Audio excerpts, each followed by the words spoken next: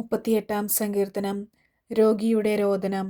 കർത്താവേ, അങ്ങയുടെ കോപത്തിൽ എന്നെ ശാസിക്കരുതേ. അങ്ങയുടെ ക്രോധത്തിൽ എന്നെ ശിക്ഷിക്കരുതേ. അങ്ങയുടെ അസ്ത്രങ്ങൾ എന്നിൽ ആഞ്ഞു തറച്ചിരിക്കുന്നു. അങ്ങയുടെ കരം എൻ്റെ മേൽ പതിച്ചിരിക്കുന്നു. അങ്ങയുടെ രോഷം മൂലം എൻ്റെ ശരീരത്തിൽ സ്വസ്ഥതയില്ല. എൻ്റെ പാപം നിമിത്തം എൻ്റെ അസ്ഥികളിൽ ആരോഗ്യവുമില്ല. എൻ്റെ അകൃത്യങ്ങൾ എൻ്റെ തലയ്ക്ക് മുകളിൽ ഉയർന്നിരിക്കുന്നു. അതെനിക്ക് താങ്ങാനാവാത്ത ചുമടായിരിക്കുന്നു. എൻ്റെ ഭോഷത്വം മൂലം എൻ്റെ വ്രണങ്ങൾ അഴുകി നാറുന്നു. ഞാൻ കുനിഞ്ഞു നിലം പറ്റി.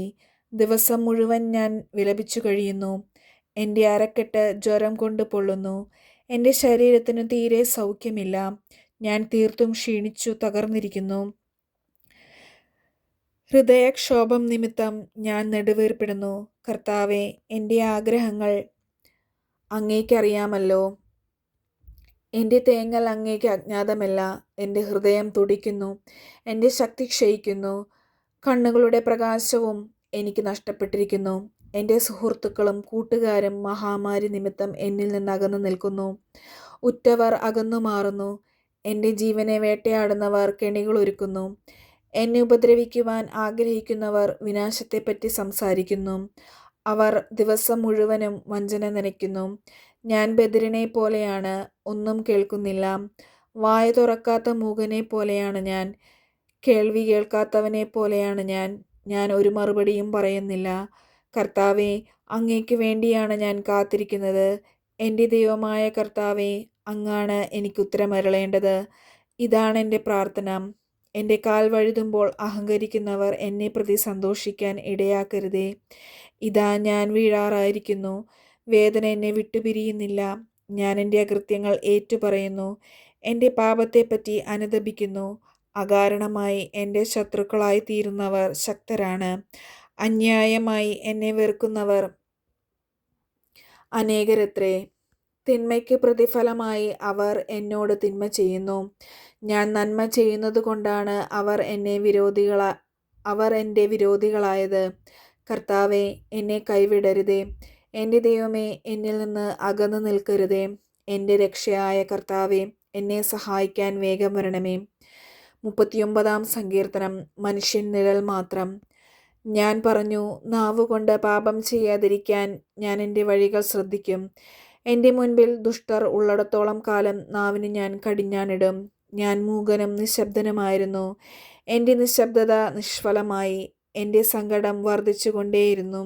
എൻ്റെ ഉള്ളിൽ ഹൃദയം തപിച്ചു. ഞാൻ ചിന്തിച്ചപ്പോൾ അത് കത്തിജ്വലിച്ചു. ഞാൻ സംസാരിച്ചു, കർത്താവേ, അവസാനമെന്തെന്നും എൻ്റെ ആയുസ്സിൻ്റെ ദൈർഘ്യം എത്രയെന്നും എന്നെ അറിയിക്കണമേ. എൻ്റെ ജീവിതം എത്ര ക്ഷണികമാണെന്ന് ഞാൻ അറിയട്ടെ. ഇതാ, അവിടുന്ന് എൻ്റെ ദിവസങ്ങൾ ഏതാനും അങ്കുലം മാത്രമാക്കിയിരിക്കുന്നു. എൻ്റെ ജീവിതകാലം അങ്ങയുടെ ദൃഷ്ടിയിൽ ശൂന്യപ്രായമായിരിക്കുന്നു. മനുഷ്യൻ ഒരു നിശ്വാസം മാത്രം. മനുഷ്യൻ ഒരു നിഴൽ മാത്രമാണ്. അവൻ്റെ ബന്ധപ്പാട് വെറുതെയാണ്. മനുഷ്യൻ സമ്പാദിച്ചു കൂട്ടുന്നു.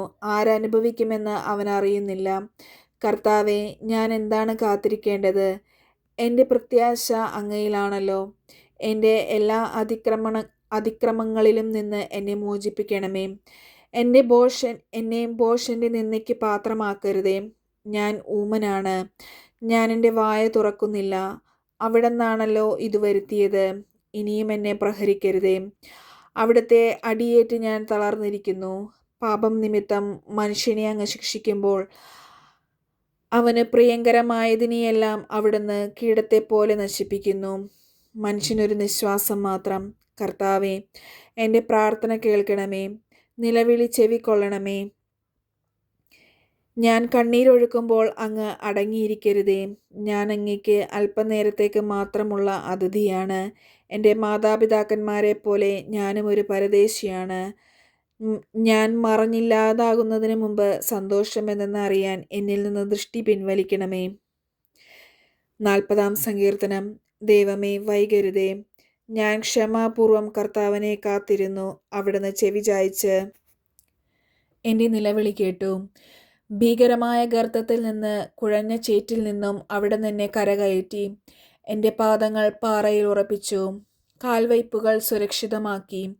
അവിടുന്ന് ഒരു പുതിയ ഗാനം എൻ്റെ അധരങ്ങളിൽ നിക്ഷേപിച്ചു. നമ്മുടെ ദൈവത്തിന് ഒരു സ്തോത്രഗീതം പലരും കണ്ട് ഭയപ്പെടുകയും കർത്താവിൽ ശരണം വയ്ക്കുകയും ചെയ്യും. കർത്താവിനെ ആശ്രയിക്കുന്നവൻ ഭാഗ്യവാൻ.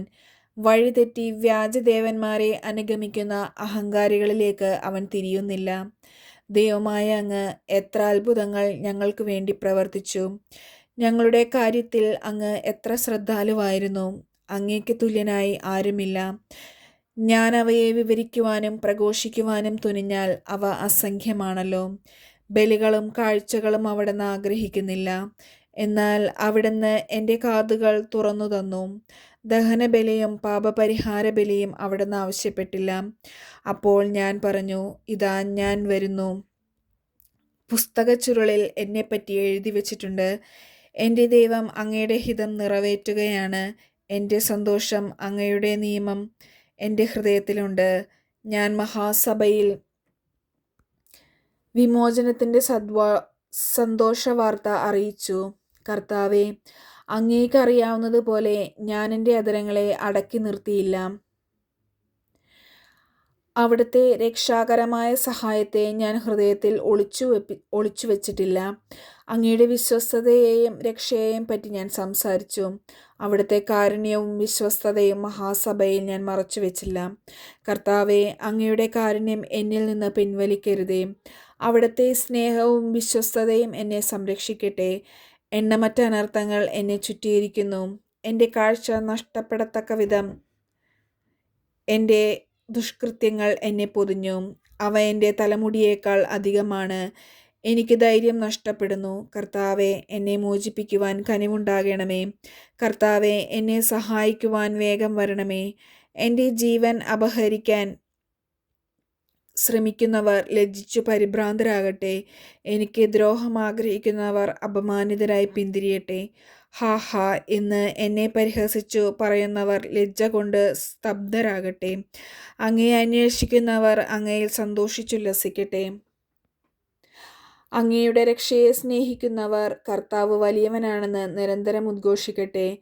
ഞാൻ ദരിദ്രനും പാവപ്പെട്ടവനുമാണ്, എങ്കിലും കർത്താവിന് എന്നെപ്പറ്റി കരുതലുണ്ട്.